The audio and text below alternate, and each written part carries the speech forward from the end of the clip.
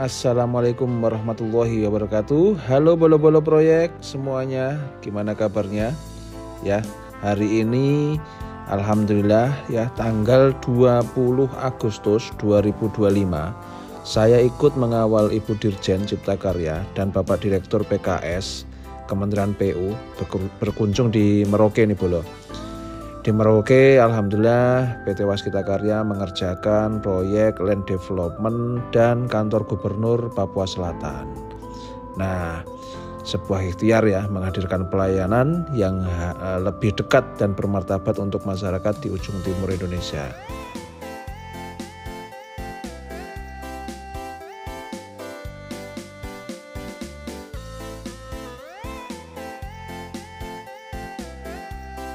Halo nih teman-teman bolo-bolo di ujung timur Indonesia, tempat Anda, kota Anda keren sekali. Merauke, kota Merauke ini tidak seperti yang mungkin dibayangkan banyak orang ya, bahwa kota Merauke sekarang sudah sangat maju.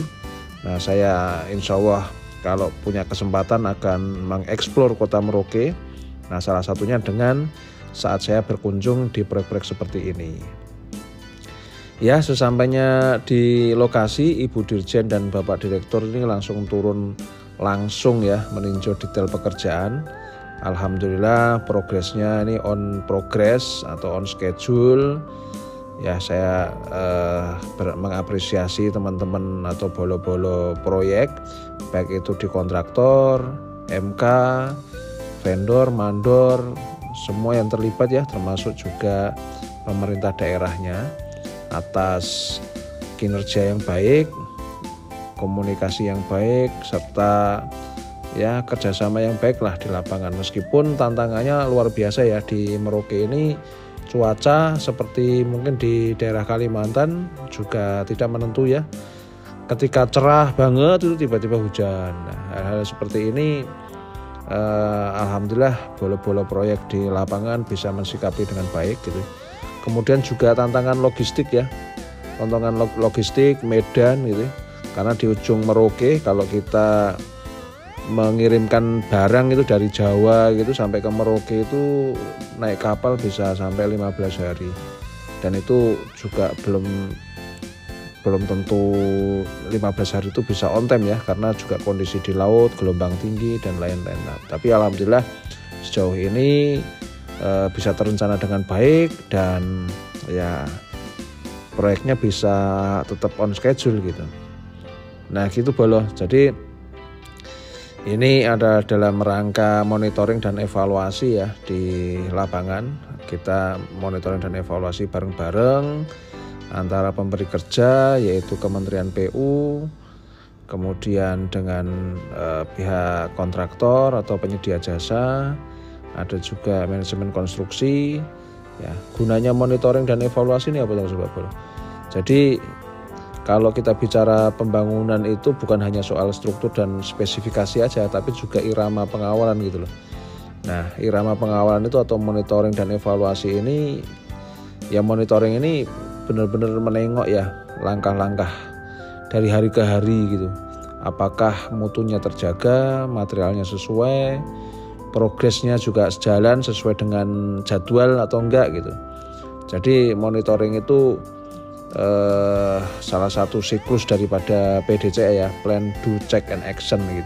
Serbaguna di sisi ini di tengah. Jadi seluruh kawasan Masjid Gubernur ini hanya kurang lebih 1/8, 1/9 dan 1/8-nya adalah gedungnya.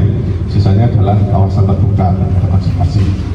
Kemudian juga dilengkapi dengan lapangan upacara, ada helipad, kemudian parkir mobil kanan kiri, parkir sepeda, juga dilengkapi dengan outdoor co-working space, spot, kemudian juga ada area plaza sisi belakang, kemudian ada sitting area dan kolam retensi di sisi belakang, kemudian ada nursery, rumah-rumah anggrek, kemudian gedung kantor utama dan juga parkir juga. Kemudian dasar bangunan luasannya 1.100 meter persegi, jumlah lantai ada 3 lantai, Kemudian total luas lantai sekitar 7.904 meter persegi. Kemudian ini kontrak untuk kantor gubernur yaitu 215 miliar. Waktu pelaksanaan di Desember 2024, kita akan selesaikan di Desember 2025. Mungkin untuk view-nya kurang lebih ya tampak depannya dari kantor gubernur seperti ini. Kemudian sisi belakang ini dari Plaza Matahari Terbenam tersebut. Baik, mungkin untuk sekilas gambaran dari kantor gubernur dari Dena desain dan juga 3D view-nya seperti itu. Kemudian juga mungkin lebih detail dengan di interior lobby, ini nuansanya seperti ini.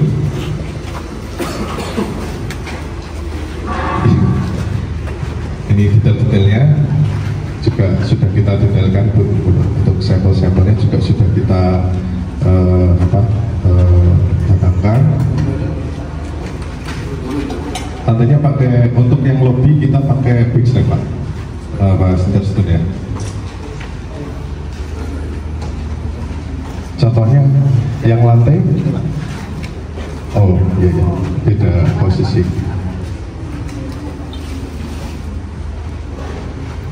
Ini yang lobby, Emperor Dark Brown. Ini nomor 1 Bu, mohon izin ya. Emperor Dark Brown, Emperor. Kemudian yang view lain, ini ada di ruang serbaguna di sini, itu Titanium Nebula Green. Teman-teman sudah merencanakan, sudah mengerjakan di lapangan. Nah, kita salah satu bagian dari yang mungkin juga tidak terlepas dari stakeholder yang ada di proyek, kita memanfaatkan momentum untuk monitoring gitu. Supaya apa tadi? Mutunya terjaga, material yang dipasang itu sesuai, progresnya itu sejalan. Jadi proyek itu nggak ada yang autopilot, proyek itu nggak ada yang otomatis selesai sendiri. Semua harus menggunakan siklus, yaitu plan, do, check, and action. Kemudian evaluasi itu ya tadi, kalau PDCA A-nya itu action, itu ya dievaluasi. Kalau ada misalkan ada penyimpangan terhadap perencanaan, itu kita bisa evaluasi untuk dilakukan treatment atau mungkin juga perbaikan-perbaikan. Tanpa monef, proyek itu rawan meleset bolo.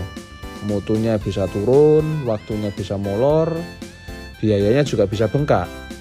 Jadi dengan monef itu kerja kita tetap lurus ya, transparan dan akuntabel.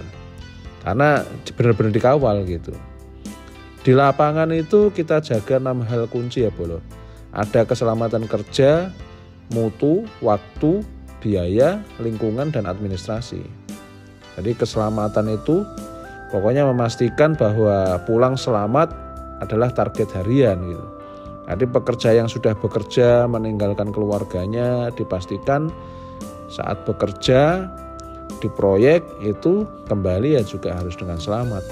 Selamat apanya? Ya selamat jiwa dan raganya, martabatnya, hartanya gitu. Selamat semuanya lah.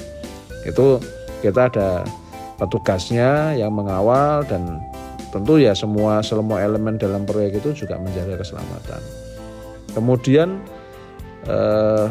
kunci pokok yang kedua adalah terkait dengan mutu. Spesifikasi itu bukan bukan hanya janji di mulut aja, tetapi harus dijalankan dengan proses yang benar gitu. Ya, mutu itu spek-spek yang sudah ditentukan. Nah, itu kita perlu kawal prosesnya dari approvalnya, ya, pemasangannya, metode kerjanya, dan lain-lain, sehingga dipastikan metode mutu itu tetap terjaga.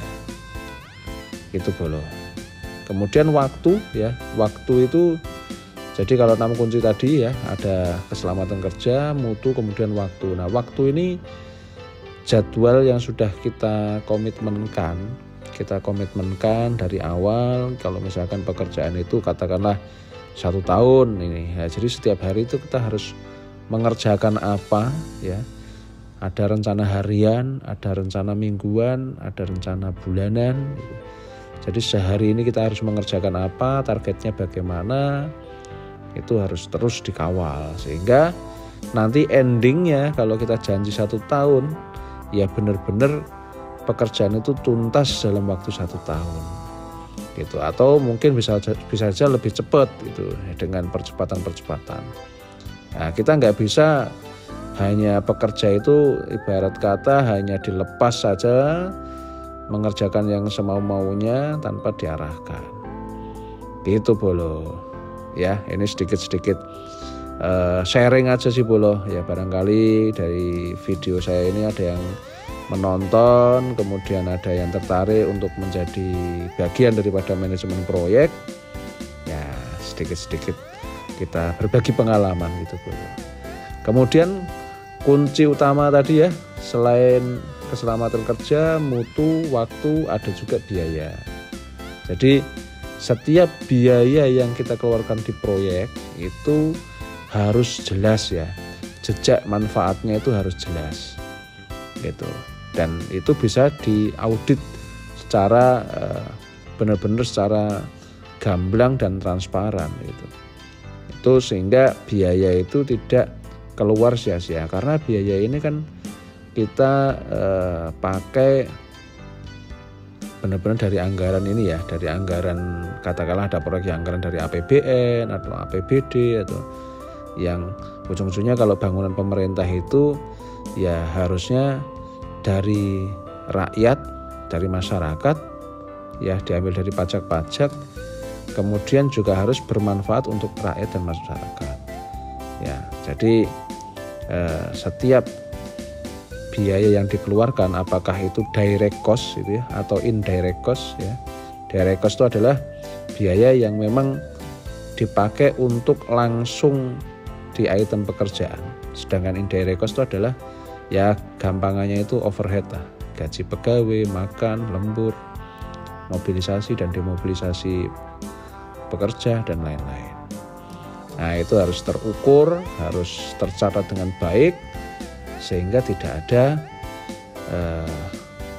istilahnya itu pemborosan-pemborosan yang tidak akuntabel. Lalu poin selanjutnya ada lingkungan Bolo. Jadi bekerja itu juga harus memperhatikan lingkungan sekitar, harus tetap alami. Jadi kayak misalkan sampah-sampah, apakah itu B3, limbah B3 atau sampah-sampah anorganik, sampah organik, segala macam harus dikelola dengan baik supaya ketika kita bekerja tidak mencemari lingkungan, tidak merusak lingkungan. Nah, ini alhamdulillah juga di kantor Gubernur Papua Selatan ini kita juga menata ya lingkungannya ya. Nanti insya Allah kalau udah selesai kita juga ada landscape-nya ya. Ini kan areanya dulu kan benar-benar kayak gundul gitu ya Bol ya. Nah, ada sekian hektar ya, ada 47 hektar yang saat ini dikelola oleh land development.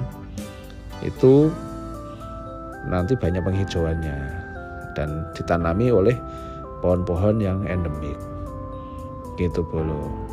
Kemudian setelah lingkungan apa yang harus di elemen kuncinya ya, yang lain adalah administrasi ini Bolo. Administrasi ini dokumen kita harus rapi, kemudian juga keputusan-keputusan itu juga harus cepat ya dan valid, itu data-data itu harus valid. Maka dalam mengerjakan proyek itu di awal-awal memang approval dokumen ya, apakah itu desainnya, apakah itu spesifikasi materialnya, apakah itu metodenya, bagaimana cara pembayarannya dan lain-lain, itu harus disahkan dari awal gitu Bolo ya. Jadi itu elemen-elemen kunci. Kemudian ini ya, kalau kita cerita di Papua Selatan ini kan termasuk daerah yang baru berdiri ya Bolo. Jadi saya juga cukup takjub juga, wah ternyata Merauke sekarang sudah sangat-sangat luar biasa perkembangannya, pembangunannya.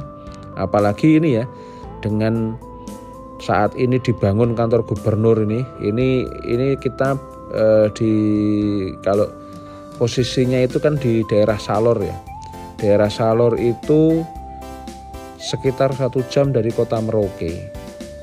Ya, perjalanan darat naik mobil itu kira-kira 1 jam dari kota Merauke. Jadi Merauke-nya sendiri itu kan kotanya sudah jadi ya, sudah hotel bintang 3, bintang 4 itu sudah ada.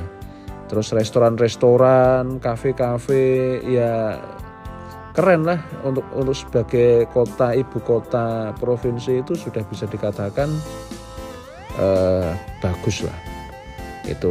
Jadi kalau bolo-bolo ikuti channel ini, insya Allah nanti akan dapat gambaran dari kota Merauke itu seperti apa. Ya meskipun kita lagunya dari Sabang sampai Merauke itu ya, Merauke itu kan pinggiran Indonesia banget itu ya. Tapi ternyata pembangunannya keren bolo. Tidak seperti yang dibayangkan, wah daerah pedalaman. Kemudian juga aksesnya kalau bolo-bolo itu dari Jakarta katakanlah ya, datang ke sini juga dengan pesawat itu ya hanya transit sekali rata-rata.